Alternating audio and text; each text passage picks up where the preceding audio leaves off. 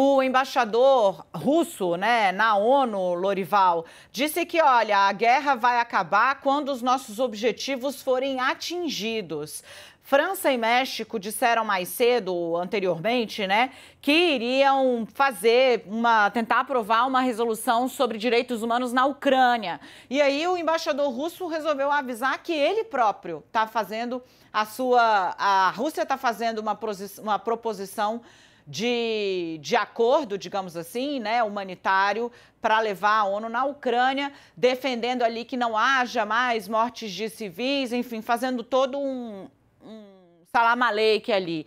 No fim das contas, os russos estão tentando dar uma aparência de que estão reagindo a essa movimentação global. O fato é que eles estão absolutamente isolados e Putin, nesse momento, está com pouco instrumento diplomático para reagir. O que ele tem são as ameaças de bombas nucleares contra toda a Europa, contra todo o mundo. Mas o que se espera é que ele não lance mão, né? Mas, de todo modo, está buscando uma aparente reação de pouco impacto no mundo real.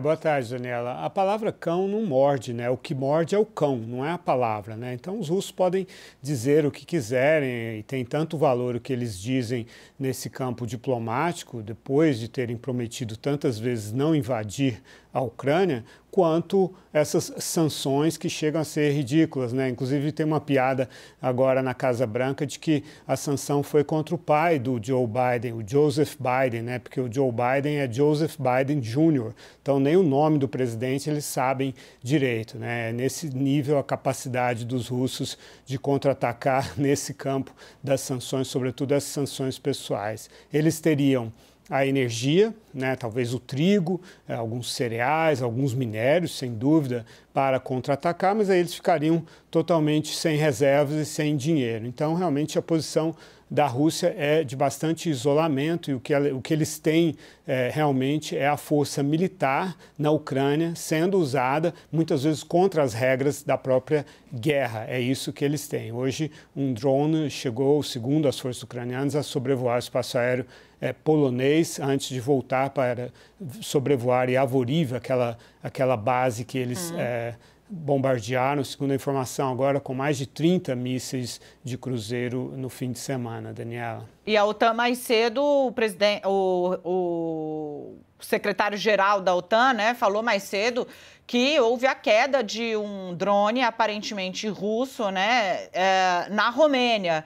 Ele disse que não era um drone de ataque, né, mas que ia investigar o caso. Ou seja, e além de tudo, né, Lorival, tem essa proximidade desses países que estão recebendo milhares de refugiados. Gente, são 3 milhões de refugiados, segundo a ONU. É muita gente que está tentando sair da Ucrânia. Em algumas cidades da Polônia, a população dobrou em 20 dias de guerra.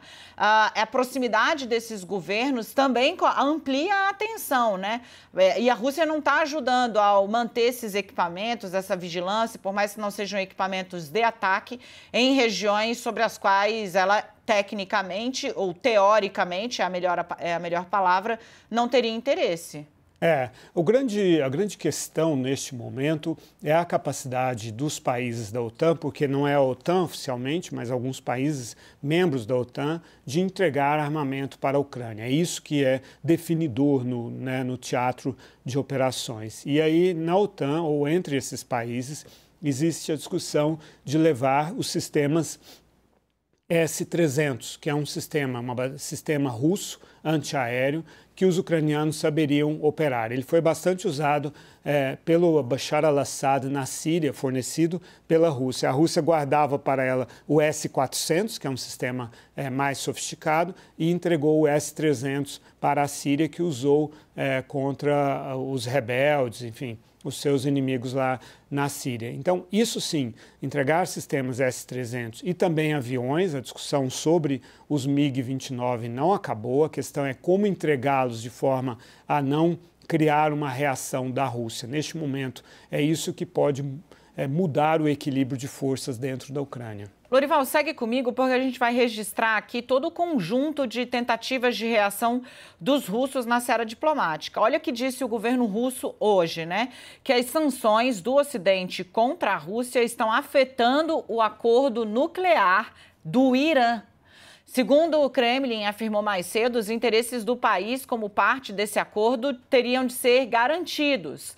Países europeus alertaram que as exigências russas de garantir o comércio com o Irã podem arruinar uma tentativa de restauração desse pacto, de não proliferação, nuclear. Consiste na suspensão das sanções contra o Teherã em troca de restrições de não proliferação do programa nuclear do Irã. Lorival, enquanto a Rússia está tentando viabilizar alguma questão econômica ali, manter, ela também mexe com fogo, brinca com fogo. O Irã, que atacou, por exemplo, um alvo no Iraque, recentemente, tem armas nucleares. Está numa tensíssima negociação desse acordo de não proliferação de armas nucleares e agora a Rússia meio que cutuca a onça com uma vara bem curta, dizendo, olha, vocês me sancionaram aqui, eu preciso vender, então o Irã é um potencial parceiro comercial, isso teria um problema? Teria, mas enfim, o que eu posso fazer, já que eu fui sancionado?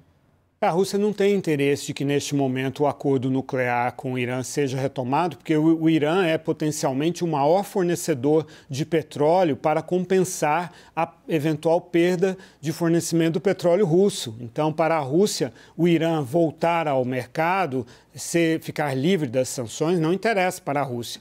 Então, é por isso que eles estão fazendo esse jogo. E, de fato, esse acordo, formalmente, ele tem que ser retomado pelo P5+1. São os 5 integrantes do Conselho de Segurança da ONU, os integrantes permanentes, incluindo a Rússia, e mais a União Europeia. Então, a Rússia tem, sim, um poder de veto, digamos assim, dentro dessa mesa de negociações e está tentando exercer esse poder. Agora, pode ser feito um novo arranjo com o Irã, que exclua a Rússia dessa negociação. Pode, não há nada que impeça isso, desde que o Irã concorde, e a partir daí dar um bypass, ultrapassar a Rússia e fazer esse acordo que interessa muito ao Irã. O Irã está muito asfixiado economicamente, quer vender o seu petróleo. O Irã já vendeu 10 milhões de barris por dia, isso em 2004. Já chegou, normalmente vendia nos últimos 10 anos, venderam em média 3 milhões e meio de barris. Está vendendo 700 mil, então eles têm interesse, estão vendendo 2 milhões e 800 mil. Então, eles conseguem, de cara, colocar mais 900 mil no mercado e podem aumentar essa produção. Isso interessa muito ao regime iraniano. Vamos ver, esse é um imbróglio muito interessante. Lorival, parece que todos diz que quem trabalha, a sorte conspira a favor de quem trabalha. Veja só, o Departamento de Estado dos Estados Unidos acaba de soltar a informação que diz, fizemos progressos significativos nos últimos dias nas conversas sobre o programa, o Pacto de Não Proliferação de Armas Nucleares do Irã. Esse alerta é do último minuto. Atenção, o Departamento de Estado dos Estados Unidos também disse que continua avaliando o retorno do comércio. Olha aí, você está vendo a fala agora, acaba de acontecer. Obrigada ao timaço da CNN, esse veio da nossa Camila Miguel, gerente de conteúdo. Então, continuamos avaliando o retorno do comércio, sobre a maneira mais eficaz de ter esses limites no programa nuclear do Irã, ou seja, como fazer esse pacto de uma maneira que seja eficaz para conter a proliferação de armas nucleares e também retomar as relações comerciais com o Irã. Esse é o Ned Price falando aí ao vivo, ou seja, não fica a bola parada, Lorival, na geopolítica. Mas existe uma outra complicação que é a Arábia Saudita, Os Estados Unidos estão contando com a Arábia Saudita, que tem liderança sobre a OPEP, para aumentar a produção de petróleo. A Arábia Saudita não quer a retomada desse acordo nuclear com o Irã. O Irã é o maior inimigo da Arábia Saudita. Então, os Estados Unidos vão ter que fazer muita diplomacia, prometer muitas coisas, fazer vista grossa para muitas violações de direitos humanos para fechar essa conta, Dani.